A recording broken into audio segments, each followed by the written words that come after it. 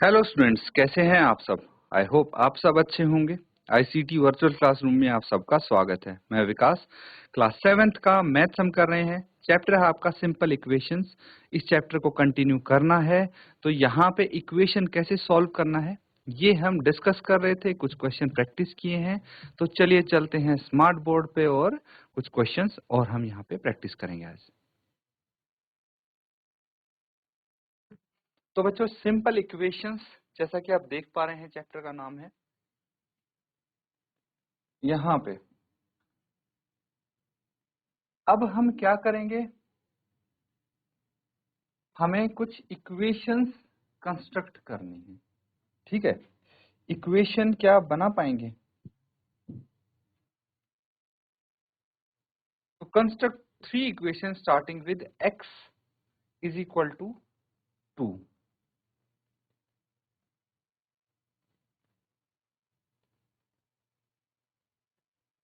चलिए कोशिश कीजिए इसको सॉल्व करने की।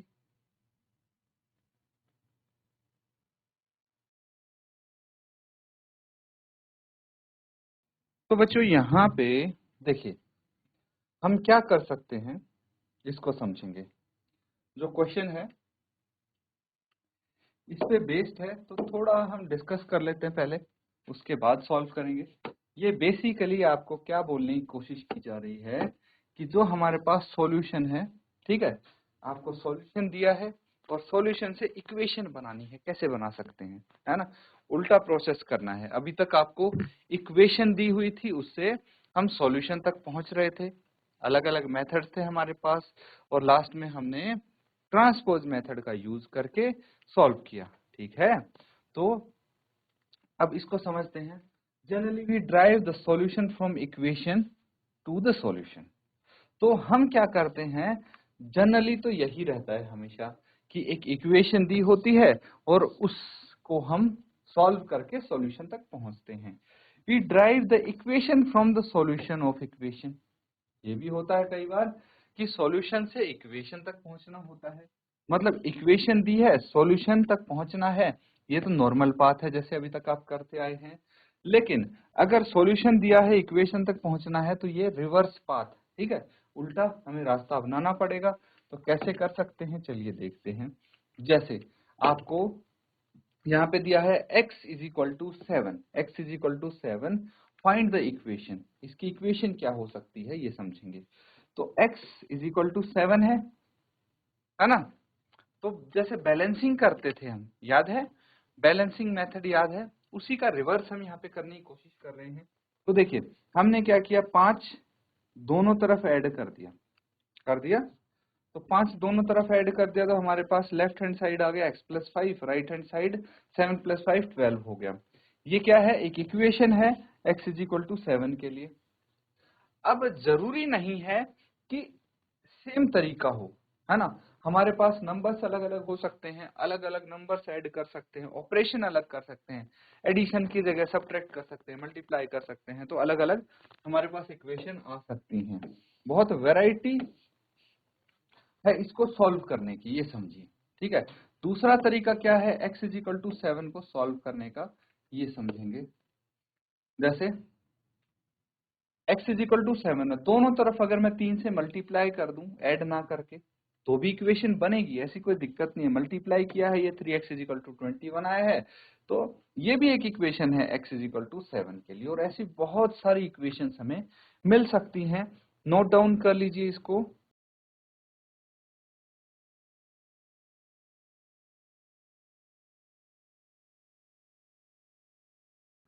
चलिए अब क्वेश्चन जो आपको दिया गया था इसको सॉल्व करते हैं,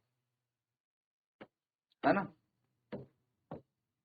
तो पार्ट ए है, हमारे पास है solution x is equal to 2। इससे हमें इक्वेशन बनानी है, 3 इक्वेशन बनानी है। तो अलग अलग तरीके हम यूज कर सकते हैं। जैसे फर्स्ट इक्वेशन हम कैसे बना सकते हैं, हमारे पास अभी है x इज इक्वल टू 2। एक काम करते हैं, -2 नहीं 2 है, मल्टीप्लाइंग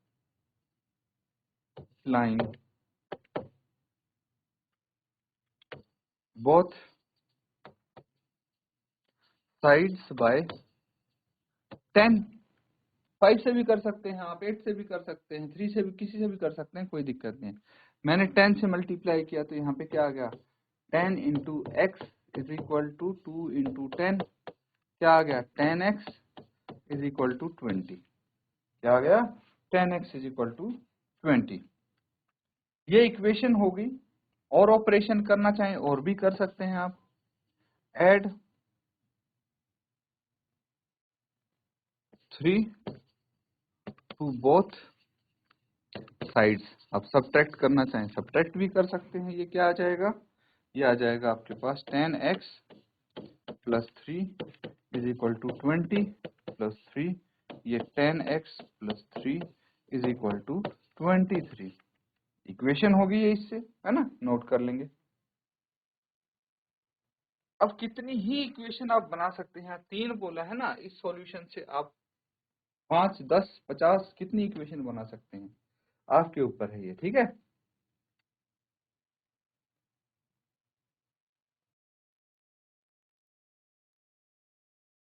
ठीक है, और देखते हैं।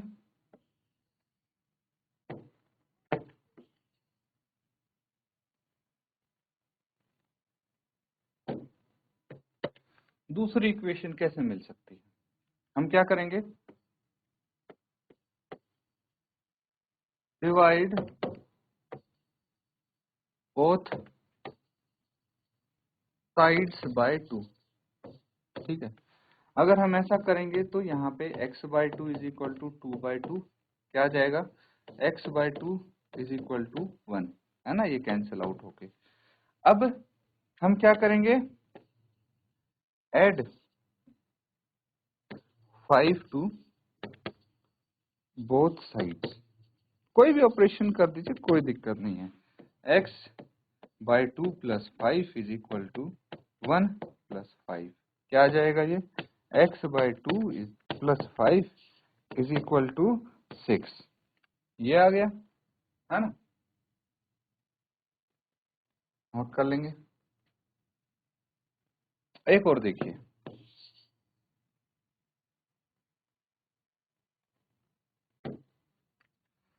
x इज इक्वल टू 2 है ना। सबसे पहले हम क्या कर सकते हैं, add 3 to both sides, add कर दिया, है ना, तो क्या आ गया, x plus 3 is equal to 2 plus 3, x plus 3 is equal to 5। ठीक है, अब क्या करेंगे,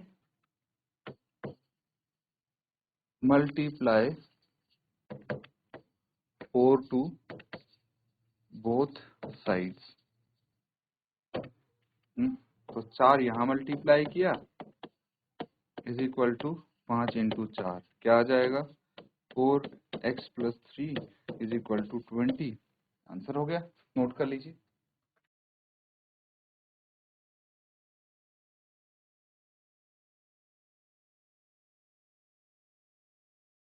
ठीक है बच्चों, अब देखिए अगला जो पार्ट है सिमिलर है, प्रैक्टिस हो जाएगी आपकी, इसलिए इसको होमवर्क में कंप्लीट करेंगे आप सब। अब नेक्स्ट क्वेश्चन करने से पहले थोड़ा हम कॉन्सेप्ट सीखते हैं। और अब आता है एप्लीकेशन ऑफ सिंपल इक्वेशंस। जो सिंपल इक्वेशन हम सीख रहे थे उसका अप्लाई कैसे करोगे, उसको कहाँ करोगे अप्लाई, वो हम सीखते हैं।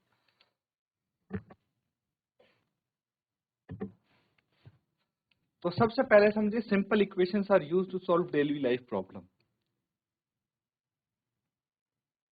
जो हमारी डेली लाइफ प्रॉब्लम्स हैं उनको सॉल्व करने के लिए काम आती है simple equations. We convert the word problems into mathematical equation and then solve it by using any one of the methods already discussed.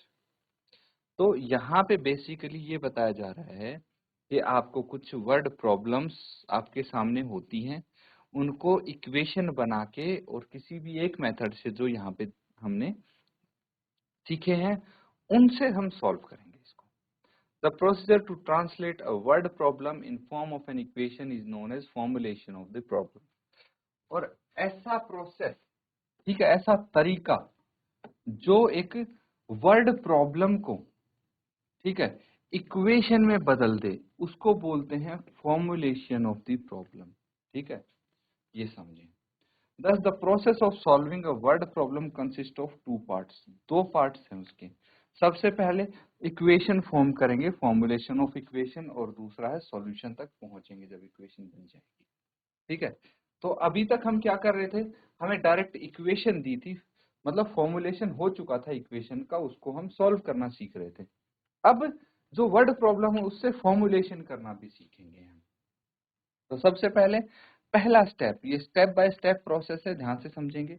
Read the problem carefully, बहुत ध्यान से आपको प्रॉब्लम पढ़नी है, तभी आप फॉर्मुलेशन कर पाएंगे, उसको इक्वेशन को बना पाएंगे।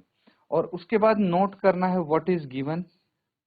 जब तक आप ये नोट नहीं करेंगे कि गिवन क्या है और पूछा क्या है, तब तक आप इसको सॉल्व, बहुत दिक्कत हो जाएगी। इसीलिए सॉल्व करने का सबसे अच्छा तरीका यही है कि पहले स्टेप में आप ध्यान से पढ़ के ये पता लगाने की कोशिश करें कि इस प्रॉब्लम में गिवन क्या है और क्या पूछा है। ठीक है, अगला नोट द अननोन।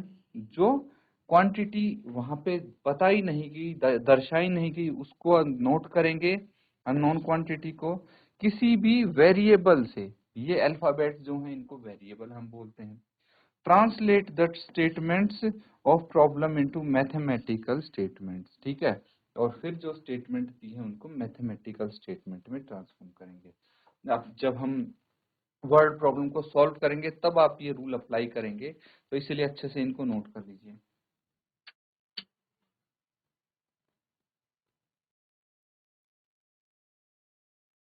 ठीक है, आगे देखिए। Using the conditions given in the problem and form the equation. अब प्रॉब्लम में कुछ कंडीशन दी होती हैं, जो आपको स्टेटमेंट दी होती है उसमें कुछ कंडीशंस आपको दी होंगी, तो उससे हम इक्वेशन फॉर्म कर सकते हैं। फिर अगला स्टेप है solve the equation for unknown. जो वेरिएबल होता है उसको सेपरेट करते हुए हम सॉल्व करते हैं, है ना, तो उसकी वैल्यू के लिए हम सॉल्व करेंगे प्रॉब्लम को। अब एग्जाम्पल की मदद से यहाँ पे समझने की कोशिश करते हैं। एक एग्जाम्पल देखिए, क्या बोला गया है। इस टाइप से आपको वर्ड प्रॉब्लम दी होगी। 5 added to a number gives 10, find the number. तो ये है प्रॉब्लम कि एक नंबर में 5 ऐड किया है और उससे हमें 10 प्राप्त हुआ है, तो बताइए नंबर क्या है। तो सबसे पहले स्टेटमेंट को ध्यान से पढ़ना था, पहला स्टेप कर लिया भाई, वो तो हमने। अब अगला स्टेप क्या है, ये पता लगाना कि इसमें दिया क्या है और पूछा क्या है। तो दिया तो ये है कि एक नंबर में हम 5 जोड़ते हैं। ठीक है, मतलब इसमें 5 गिवन है और 10 गिवन है, और कोई नंबर है जो अननोन है, जो हमें नहीं पता। ठीक है, अब कंडीशन देखते हैं हम, क्या है कंडीशन, उसका यूज करेंगे।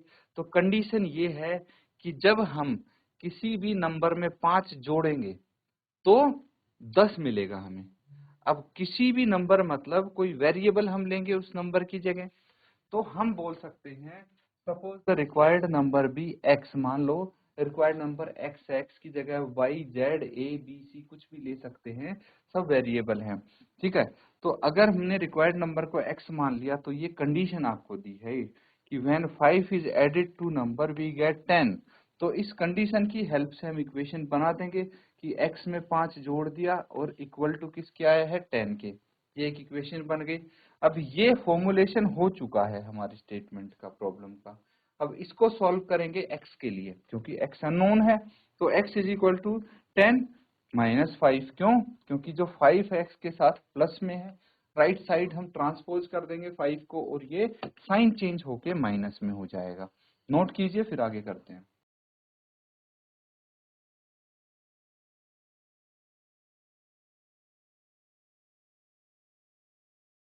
तो ठीक है बच्चों, नोट कर लिया सबने। आगे देखिए, जब हमने ट्रांसपोज किया 5 को राइट साइड, तो x की वैल्यू मिल गई, क्योंकि वेरिएबल लेफ्ट साइड रह गया, एक कांस्टेंट राइट साइड आ गया, राइट साइड आ गया। तो रिक्वायर्ड नंबर हमारे पास 5 आ गया। That's it. इसी तरह से हम कर सकते हैं क्वेश्चंस को, कोई दिक्कत नहीं। ठीक है, अब एक और क्वेश्चन देखेंगे। Ram's father is 3 times as old as Ram. If the sum of their ages is 40 years, find their ages. तो यहाँ पे क्या है, यहाँ पे क्वेश्चन को थोड़ा सा कॉम्प्लिकेट कर दिया गया है। कंडीशन हमें ऐसी दे दी गई है। तो कोई दिक्कत नहीं है। सबसे पहले ध्यान से इसको 2-3 बार, जितनी बार आपको लगे पढ़ना चाहिए पढ़ो, और इसको अच्छे से समझो क्वेश्चन को कि क्या गिवन है। यहाँ पे गिवन है एक तो कंडीशन कि Ram's father is 3 times as old as Ram.